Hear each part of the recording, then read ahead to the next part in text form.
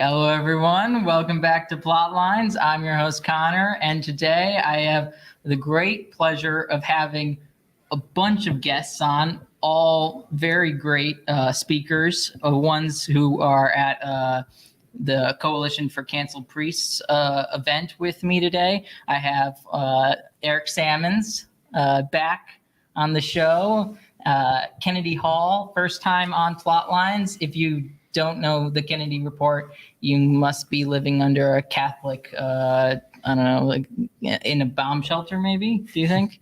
And then Anthony Abate from Avoiding Babylon. That's it. Let's go. So we're talking about, you got like a plane to catch or something? I'm going to derail this whole show on Connor because it's going to make him crazy. He likes structure. I don't like structure. Let's go. Come on. Let's go. Jeez. Come on, Connor. Let's go. Let's get to it, bud.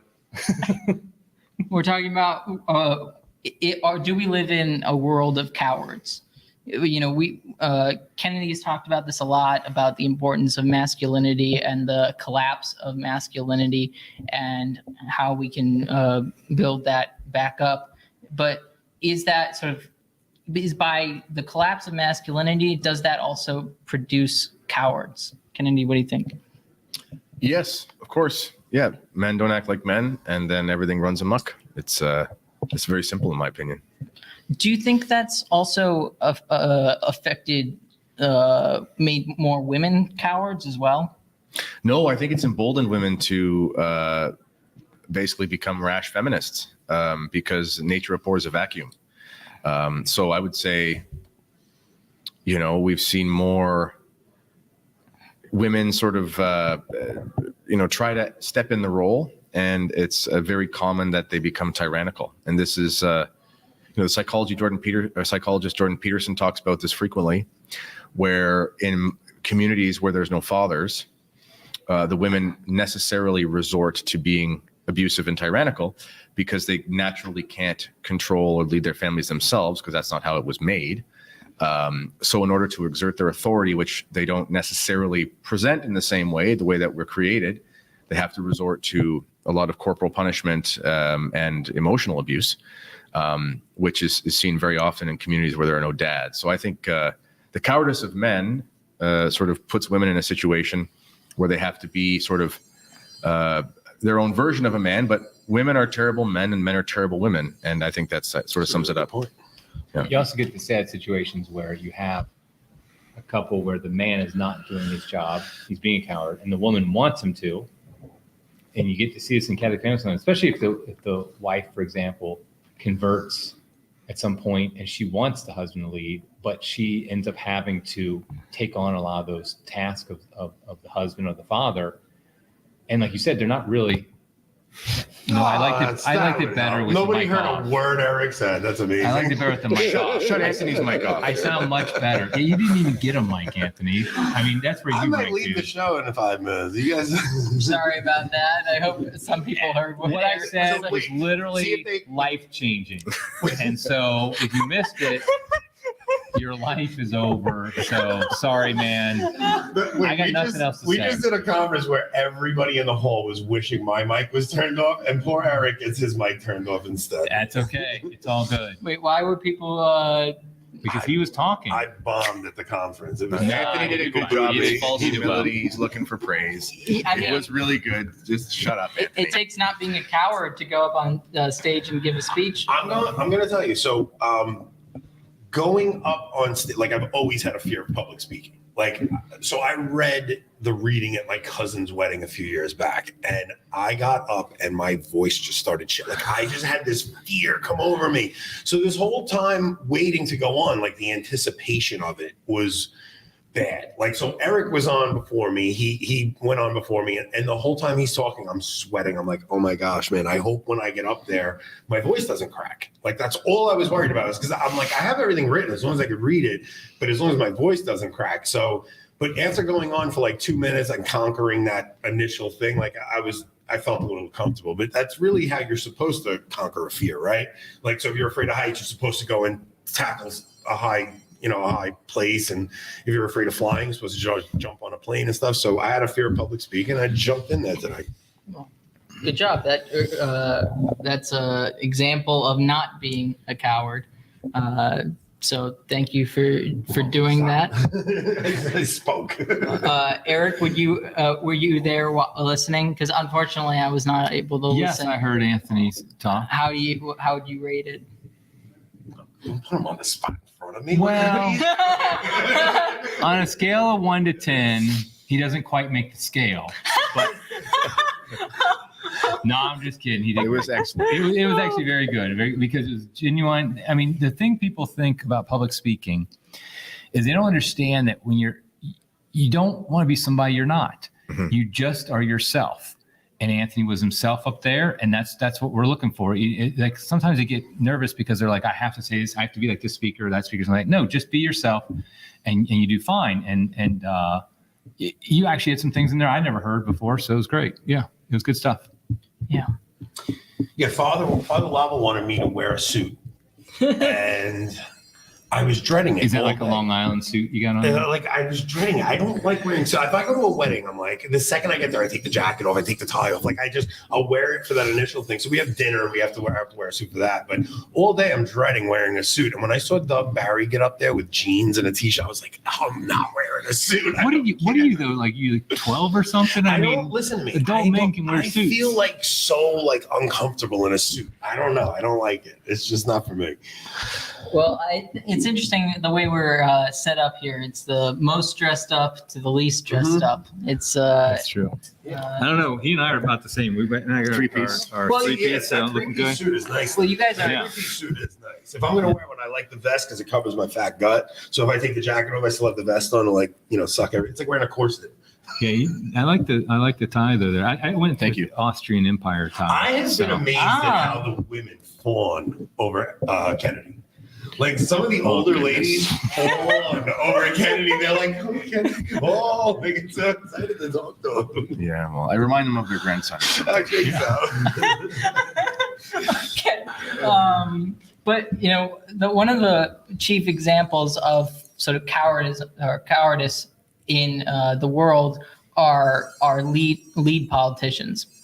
And we have Biden, who's basically asleep or dead at the wheel. We have, and then Kennedy, you have Trudeau. Can you tell us why Trudeau is a coward?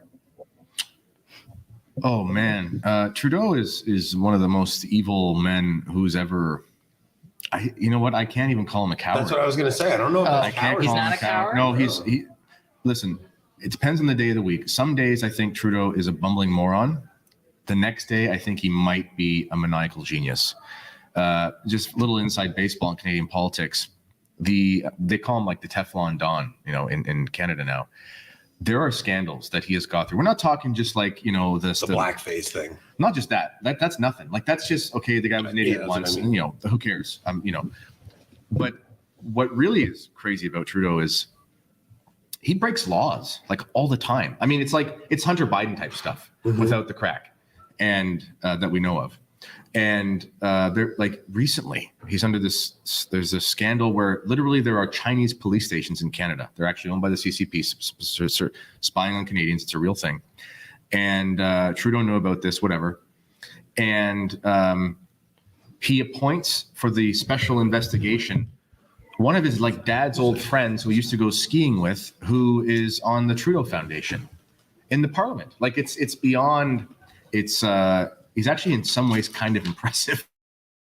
I hate to say it, but from a reverse standpoint. So I don't think he's a coward. He's a maniacal genius in many ways, which is crazy to say about a guy like Trudeau. But the longer I watch him, it's pretty astonishing. So are we not really necessarily living in a world of, so are all just the good people, or a majority of good people cowards, and a majority of evil people just have lost all sense of coward? The reason why Trudeau is elected is because of cowardice.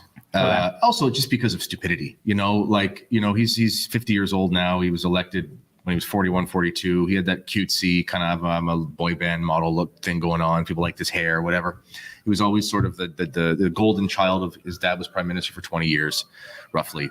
His dad is the reason Quebec fell largely as well, as far as Catholicism is concerned. He was a despicable atheist. Was it the Quiet Revolution or what was it called? Yeah, The Quiet. it wasn't quiet at all. It was. They always just say these things backwards. But anyway, Okay. yeah, I mean, the people that voted for Trudeau the first time were basically, it was the soccer mom and the swing vote. You know, isn't he handsome? Isn't he cute? He's talking about sunny ways for Canada, whatever. And he wasn't really that controversial at the time. It's kind of like Obama. You know, Obama gets elected the first time. It's like, he's not really a liberal. He's just kind of a centrist, you know, that sort of thing. And his true colors have come out. And then fast forward to 2021, and he's screaming like Hitler at rallies, talking about the unvaccinated, you know, not being able to get on planes and stuff because they're despicable human beings. And now his true colors are out. But his days are numbered. It's actually quite interesting what's happening in Canada right now. Even the leftist media is turned on him, which is usually a pretty good sign. So I don't like him. Yes. Are you sure about that? Yes, I really don't like him. Okay, really. Okay, very good. Well, I'd like to get back to that, but first, Father Lovell, welcome back to the program. No, thanks for having me. Thanks for being here today. You know, I'm only here because Kennedy and Eric said, "Can you come and kick Anthony off the panel?" So, but I can only stay for a Praise few God. minutes because it's demanding running a conference. But Yes. we're very happy that you're here, Connor, and your team, and it's such a great conference so far. I'm happily surprised at how well it's going because It's sometimes going these very well. You're doing a great It's job, going Bob. very well. The trains are running on time. Yes, they are. I honestly, when I was scheduled for 105 today, and I honestly thought, based on other conferences I've been to, I was like, I might get in by 2. I right at 105, I'm up there, which I think that's always very important because people don't want to. They want to know what they're going to hear, and they don't want to be sitting around and waiting. So I yeah, like you're doing a the- great job. I also like the 30-minute talk Yeah, over the hour, right? Like, Well, I like- come and stand behind. I like the 30-minute talk over the hour. He Because has a face for an hour radio. talk can get tedious, right? So like doing Yeah, these you do. half-hour talks, it's like Right. makes everybody condense their talk down and get to the point right away. That's So right. I think it's great doing it like that. yeah, you got a good conference going on, Well, Father. Father Lovell, the only thing that hadn't been running on time was the Plotlines live stream. So I know I was here on time, and then I got pulled into something else. So that- It was that's Anthony's just, fault. Yeah. Oh, of course, it's Anthony's fault. So, but I mean, no. To be honest with you, we've had great speakers, you know, and what I said about Anthony's talk, and I just want to let everybody know, following Plotlines, that we're going live. Well, not going live. The recordings are being released starting Monday. We're Oh, going to wow. release 2 a day. One Monday morning, one Monday afternoon, then Tuesday, Wednesday, Thursday, all week. I'm hoping to get on Avoiding Babylon. I'm already scheduled for Kennedy Report, and I'm hoping to get scheduled for Crisis Point soon. Yes, So, definitely. You're already on Plotlines, right? and I'm on Plotlines right now. So Where is the video? Where are the So- videos going to be available? we'll probably put them on all our platforms. We prefer people go to Rumble, but they'll also be on YouTube. We'll probably put links even on our website, which needs a desperate You might overhaul. want to check Yeah. before you put it on YouTube because you'll get a strike You get against you from strikes some of for those these talks. conversations. You won't Oh, from I- mine, but you got I some know. others. But that's Like why we have Abby's. Rumble. I can see Abby's. Well, I mean, Abby's. and yours. Yeah, Yeah. and we'll have them on Rumble His too. was controversial. Anthony's was controversial. Well, Oh, you just yeah. there's certain things you Subject can't matter, say. absolutely. Oh yeah, And I no, say, absolutely. yeah, I mean, Like they're not gonna let him something into I say. Canada if they ever see his talk. Like he's Yeah. they'll throw him in jail. Controversial Good for you. topic, subject matter. Oh yeah. Well, for Canada. Father Lovell, you know Cowardice very well. So would you be able to talk a little bit about how Cowardice has not just affected the secular world, but also the clerical world? Well, I think Eric in his talk really hit it on the nose that, you know, you started your talk, Eric, off in such a great way by asking the questions, who really likes their bishops or who thinks their bishops are doing a great job? And it wasn't until you said, who thinks their bishop is doing a terrible job, that pretty much everybody's hands went up. And you brought in the COVID thing. And look, I am happy that we have some bishops in this country that are the envy of other countries like Canada. Okay. Right. There's really no such thing as far as I know, as a good, solid Orthodox bishop in Europe, in Canada. Okay. No. I don't know if we can go that far in the United States. And I say that because of what happened and what, Eric, you mentioned about COVID and just the domino effect. They all shut down. every single diocese. And I've yet to hear, maybe they've been out, some have said it, come out and say, we did it wrong. We're going to make sure it doesn't happen that way again. And we're going to make sure that you have the Eucharist available to you. And again, people hear me say that sometimes, and they think that I am being very harsh, and I'm not. I'm just pointing out facts that for many people, when it comes to the McCarrick scandal, when it comes to the COVID scandal, precipitated by the Pachamama scandal, and then also Traditionis Custodes, many people are just fed up because now you're seeing bishops wasting time going after the traditional mass. And Joe Gallagher, my producer, says this: babies are still being slaughtered in the womb, and these bishops are standing on the sidelines in these states, not trying to force the issue on a vote to ban abortion in their states, but rather they're going after people who are attending the Latin Mass. And some of them, even some that are the so-called good bishops, are claiming, well, we're being told by Rome. And what it comes down to, and this is to bring it around to your question about cowardice, is that you have bishops doing a lot of these things because they're afraid they're going to get canceled. And I think we need some canceled bishops. I think that would be some of the best things that could happen to us, because maybe it's finally the slap in the face that makes them be a good shepherd and a good father when they realize, I've been canceled for an unjust reason. I'm going to stand up to this. Yeah. Eric, do you have anything you'd want to add to that? I was just going to say, when you have an institution that's corrupt, it's not that every single person in it is corrupt. So when you talk about, for example, the United States bishops, you have a handful that are ideologically awful, probably corrupt as well. You have a handful that are decent. Unfortunately, the first handful is bigger than the second one. But then you have the mass of bishops who are neither. They just are heads down. They don't want to stand out. They don't want to be canceled, like Father said.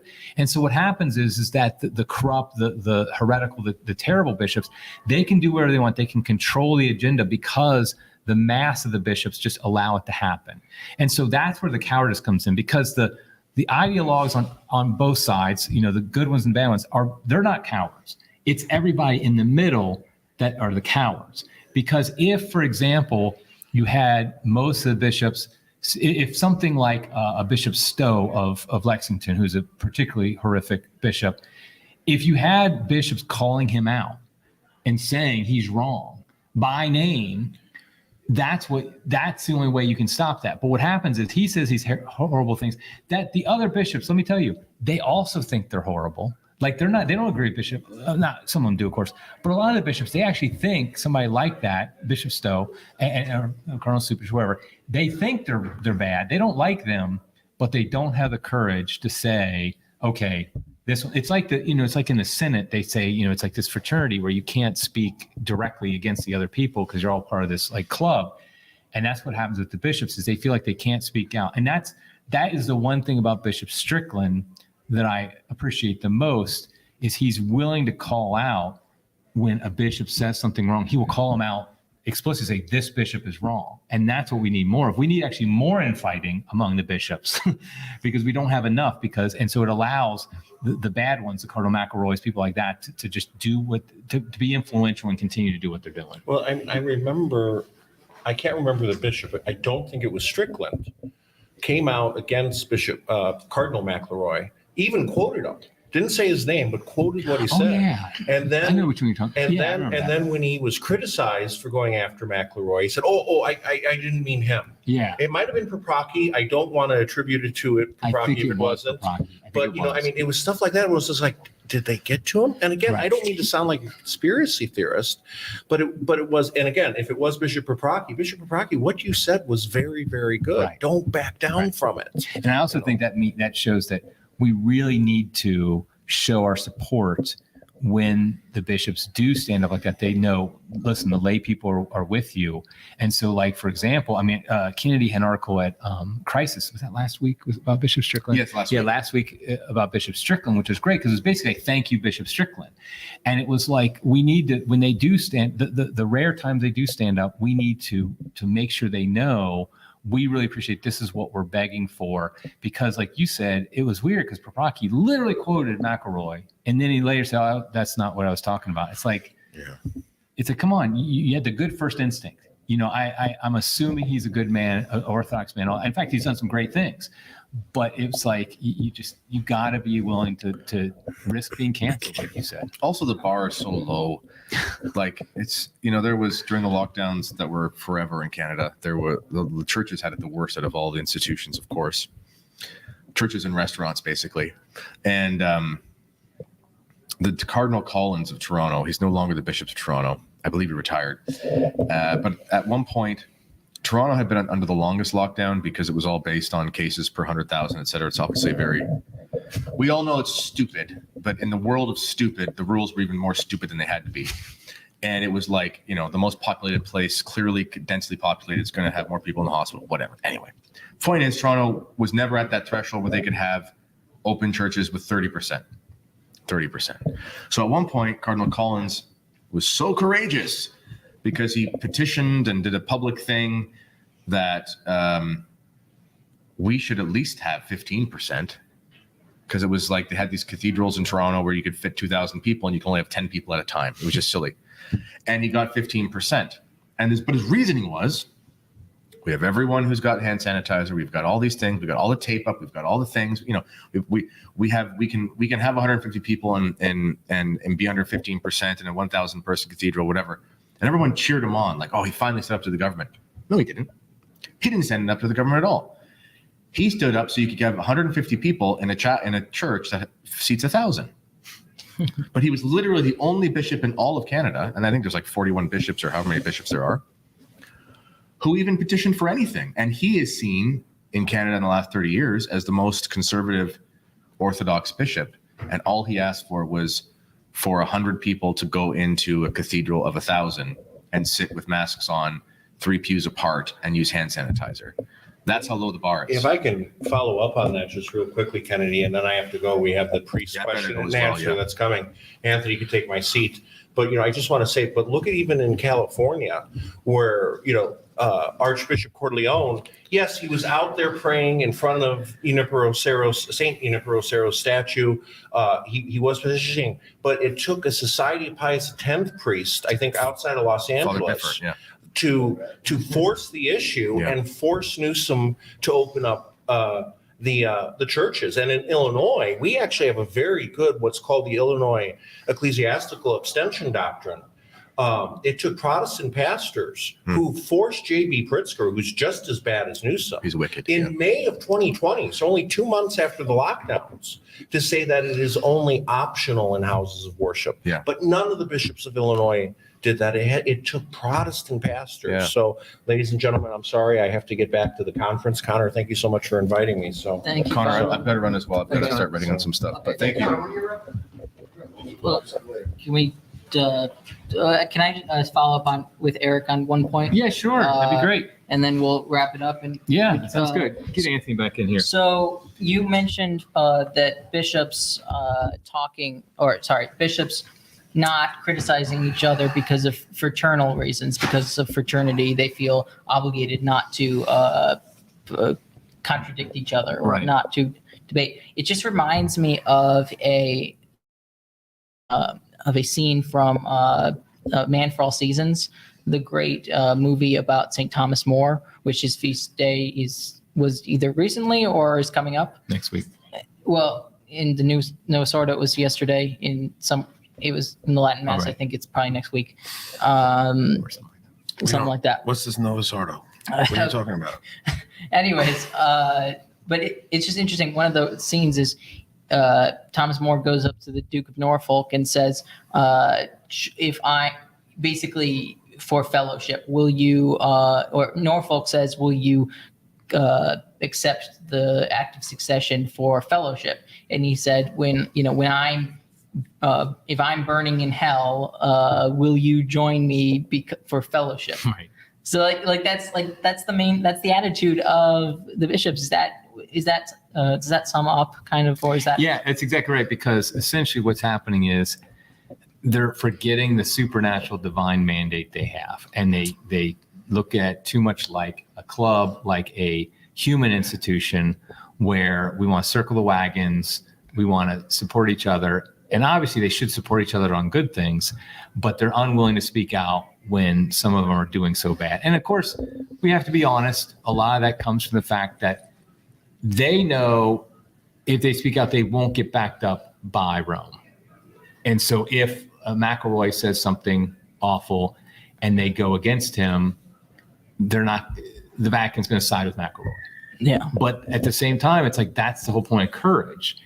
If you're just doing it because your boss says it's okay to do it, well, it's not very courageous anymore. The whole point is, like Father was saying, you have to be willing to be canceled, and potentially lose your livelihood, if you want to do your job the way you're supposed to. But that does take courage, and it's difficult. And the irony is, if a bishop did something like that, it would inspire other bishops to do it too. Yeah. Like courage is contagious, right? Like when you see somebody take a stand, it's almost like you want to jump on. Mimetic desire works both ways. It could work in the desire to not, to fit in with the crowd. So if you see somebody standing up for something, it inspires other people to do the same thing. So I think if you got a few bishops to actually do that, you might get some of the others to speak up too. Yeah, and I think it's nice we're seeing more courage. I'll get closer to Mike. We're getting seeing more courage among the laity, because I feel like this year we've had the biggest pushback to Pride Month. Yeah. that we've had. It's grown worse and worse every year, but this year I feel like was the first time obviously saw at the Dodgers protest, but I just think in general, there's a lot more pushback. Like, no, we're not going to put up with this crap anymore. And I think that takes courage as well, because a lot of people doing it, it's not courageous for me to do it because it's my job and I'm not going to get canceled. But the people who might lose their jobs, might have real problems happen because of it. That's where the courage comes from. So it's nice. And I do think hopefully that can bubble up. That it becomes more and more contagious. Priests start doing it, and then eventually bishops as well. Oh, awesome. Well said. Thank you, Eric, for coming on. Thanks to Kennedy and Father Lovell for also coming on. Anthony, thanks for coming on. You have a live stream tonight. Yeah, we're going to probably do something tonight. Me and Kennedy, and I think Father Dave Nix is going to jump on also. So okay, yeah. So check that out. We might have to do a part 2 of this if we have time, maybe tomorrow or something like that. Eric's leaving tonight, right. so it can't be tonight, but maybe sometime in the future we could set that up. Yeah, something like that. Anyways, thank you all for watching. Please like, share, comment, and subscribe. Help us to beat the algorithm. And if you like this kind of content, you're going to like Crisis Point. You're going to like Avoiding Babylon, and you'll like more that I come out with plot lines. So thank you all, and God bless. Bye.